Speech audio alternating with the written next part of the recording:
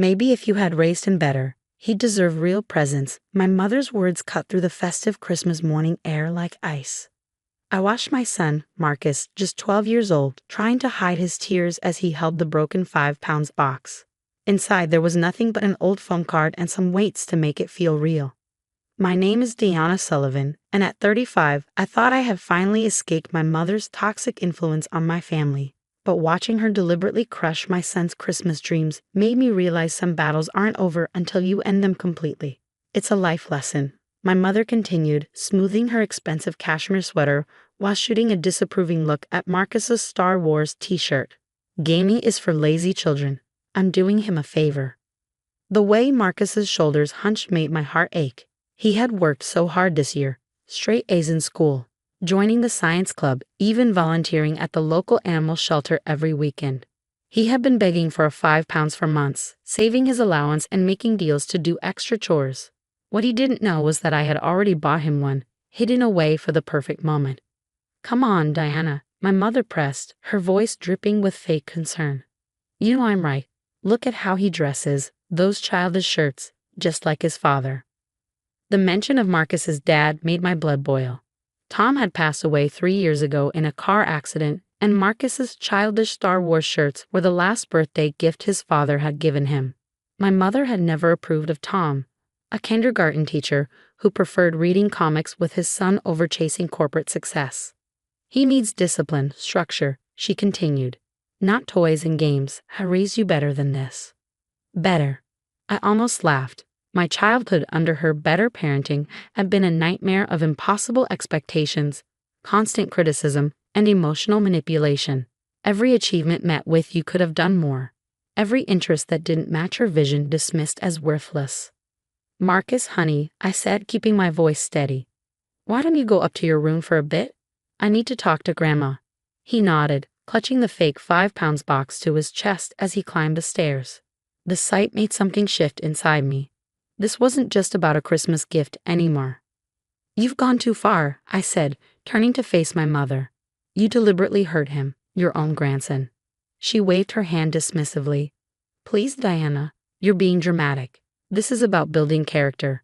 Besides, I bought him plenty of proper gifts. Look at that lovely calculator set, the educational software. He's 12, Mom. And he's a wonderful kid who deserves to enjoy his childhood. That's your problem, she snapped. You're too soft, just like Tom was. No wonder Marcus is turning out. Don't. My voice was quiet but firm. Don't you dare finish that sentence. She blinked, not used to being interrupted. Excuse me? You know what's interesting, Mom? I said, walking to the closet near our Christmas tree. While you were busy planning how to hurt a child on Christmas morning, I was teaching Marcus something really important about family and trust. What are you talking about? I pulled out my phone and played the video I had recorded last week. There was my mother, talking to her friend Susan on speakerphone while getting her nails done at her favorite salon. Of course I'm not getting him a real 5 pounds, her voice rang out clearly. I found an empty box online, going to teach that boy a lesson about proper goals and ambitions. Diana babies him too much. My mother's face went pale. You recorded me? That's private? I finished for her. Like Marcus's feelings should have been. Don't worry, Mom. I've got more interesting recordings. Like the one where you told your bridge club how you were planning to contest Tom's life insurance payout because you didn't think Marcus and I deserved it. She sank into her designer armchair, her perfectly made-up face crumpling slightly. You wouldn't dare show those to anyone. I'm your mother. You're right. I am your daughter, which means I've learned from the best about keeping records and planning ahead. I walked to the stairs and called up, Marcus, honey, could you come down? I have something to show you. I heard his quiet footsteps descending, saw his eyes still red from crying. My mother started to say something, but I held up my hand. Watch, I said simply. Marcus came downstairs slowly, still holding that cruel fake 5 pounds box. My mother shifted in her chair, probably preparing another lecture about character building. But before she could speak, I led Marcus to our garage. Close your eyes, I said softly. He did, though I could see the hesitation on his face. After this morning's disappointment, he was probably afraid to hope for anything good. I opened our garage storage cabinet, the one with the special lock that only I had the key to. Inside sat what I had been preparing for weeks. Not just a real £5, but an entire gaming setup. A comfortable gaming chair, a new monitor, and a collection of games I knew he'd love. But more importantly, there was something else. Something that would make my mother understand exactly what she had tried to destroy. Open your eyes, sweetheart. The way his face lit up made every secret late-night setup session worth it. But it wasn't just the gaming system that caught his attention. Next to the £5 was a framed photo of Tom, Marcus's dad, playing video games with him when he was little. Below it sat Tom's old gaming collection, carefully preserved. "Dad's games," Marcus whispered, touching the frame gently. "Yes," I said, watching my mother's expression shift from smugness to confusion in the doorway. "Remember how Dad used to say gaming wasn't just about playing? It was about storytelling, problem-solving, and bringing people together." Marcus nodded, his eyes shining. I pulled out an envelope and handed it to him. "Your father wrote this letter before he passed away. I was saving it for the right moment." My mother stepped forward, her designer heels clicking on the garage floor. "Diana, this is ridiculous. You're undermining everything Everything you what, Mom? Everything you tried to destroy this morning?" I kept my voice calm as Marcus read his father's letter. "Dear Marcus, remember that weekend we spent playing through the old Final Fantasy games? You were only 9, but you understood something many adults don't. That stories and games can teach us about life, about perseverance, about facing challenges. Your mom tells me you've been asking for a £5. Keep working hard, buddy. And remember, gaming isn't just about having fun, though that's important too. It's about learning to strategize, to solve puzzles, to work through frustration. Most importantly, it's about sharing joy with the people you love. I love you, son. Never let anyone make you feel bad about the things that bring you happiness. Love, Dad." Your father and I had been saving for your £5 before he passed, I told Marcus, watching him clutch the letter. "He wanted you to have it when you were ready, and you've more than proven that you are." My mother's face had turned an interesting shade of red. "You're making this up. Tom was a kindergarten teacher. He couldn't have." "Actually, Mom," I cut in, pulling out another envelope. "Tom left specific instructions. You see, while you were busy judging him for being just a teacher, he was investing wisely. Small amounts, carefully chosen stocks. He wanted to make sure Marcus would have everything he needed." I handed Marcus another envelope. Inside was a bank statement showing the dedicated savings account Tom had set up, not just for the £5, but for Marcus's future gaming and tech interests. "Your dad believed in you," I said softly. "He knew you'd grow up to be responsible, kind, and hardworking. Just like you have." Marcus looked at the setup, then at his grandmother, then back at me. Can I try it?" "Of course, honey, it's yours. All of it." As Marcus settled into the gaming chair, carefully setting up his new system, I turned to my mother. Her perfectly maintained facade had cracked, revealing the confusion and anger beneath. "You had no right," she hissed, "teaching him these wasteful habits." I smiled, but there was no warmth in it. "Actually, Mom, I have every right. And there's something else you should know." I pulled out my phone again, showing her another video, this one from my home security camera, capturing her switching the real £5 box she had seen in my living room last week with her cruel fake version. That's breaking and entering, Mom, and theft, and child abuse, deliberately causing emotional distress to a minor. Would you like me to continue? She staggered back, her hand flying to her throat. "You wouldn't dare. I'm family. Family doesn't do what you did this morning. Family doesn't try to crush a child's spirit. And family certainly doesn't break into someone's home to replace a real gift with a fake one just to teach a lesson." The sound of happy gaming music filled the garage as Marcus explored his new system. My mother's face twisted into something ugly. "You've ruined him," she spat. "Just like Tom ruined you. I tried so hard to make you understand what really matters in life." "No, Mom," I interrupted.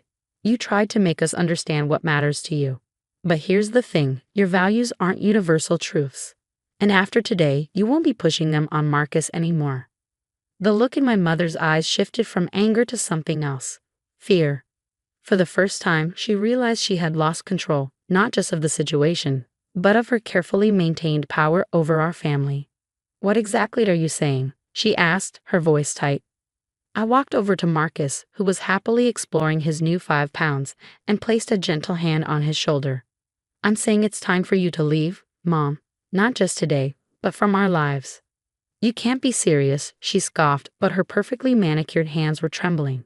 I'm his grandmother. You can't keep me from. Actually, I can. Breaking and entering, theft, emotional abuse, I have it all documented. One call to my lawyer, and you'll be facing charges that would shock your precious country club friends.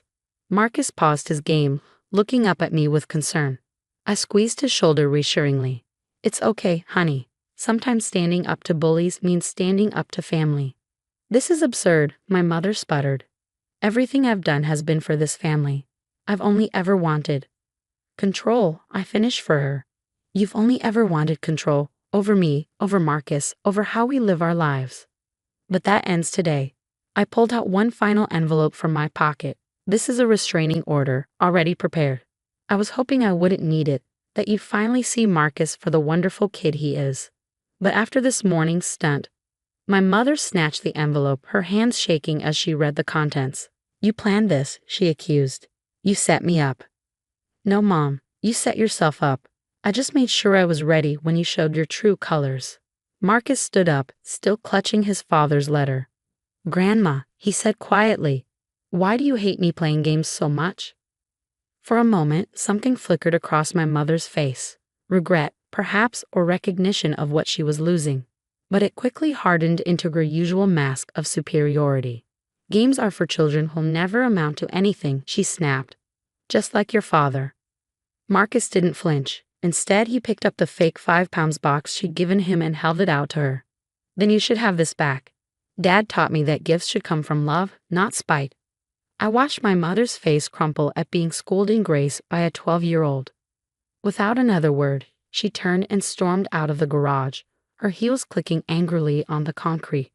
The sound of her car starting and driving away felt like the closing of a chapter. I turned to Marcus, who was looking thoughtfully at his father's letter. You okay, buddy? He nodded slowly. Mom, did Dad really save up for this? He did. I smiled, sitting down in the second gaming chair I'd set up next to his. And you know what else? He left me his old gaming passwords. Want to see your dad's max level characters? Marcus's eyes lit up. Really? Can we play together? Of course. That's what gaming is all about, remember? Bringing people together. As we settled in to play, I heard my phone buzz with angry text messages from my mother. I silenced it without looking. She had lost the right to demand our attention or shape our lives. Later that evening, as Marcus was getting ready for bed, he paused in the doorway. Mom, thanks for standing up to Grandma, and thanks for understanding about the gaming. I hugged him tight, breathing in the scent of his Star Wars shampoo. Your dad would be so proud of who you're becoming. And not because of grades or achievements, but because of your heart. That night, I finally deleted all the evidence I gathered against my mother. I wouldn't need it anymore. We were free to play games, free to wear Star Wars shirts, free to be ourselves without apology. As I passed Marcus's room, I heard the soft sounds of his new 5 pounds and smiled. Tom had been right. Sometimes the most important lessons in life come through play, through joy, through being true to yourself despite what others demand. My mother still sends occasional messages through flying monkeys, family friends who try to guilt me into reconciliation. But I stand firm. Some people don't deserve second chances to hurt the ones we love. Marcus is thriving now, balancing his gaming with school, still volunteering at the animal shelter, and even starting a gaming club for other kids. Every time I see him light up while sharing his passion with others, I think of Tom and know we made the right choice. Because sometimes the best revenge isn't about getting even. It's about living well, protecting joy, and teaching our children that they deserve to be loved exactly as they are. The broken 5 pounds box sits in our garage now, a reminder that the most valuable gifts aren't the ones wrapped in pretty paper, but the ones that come with the courage to stand up for what's right, even against family.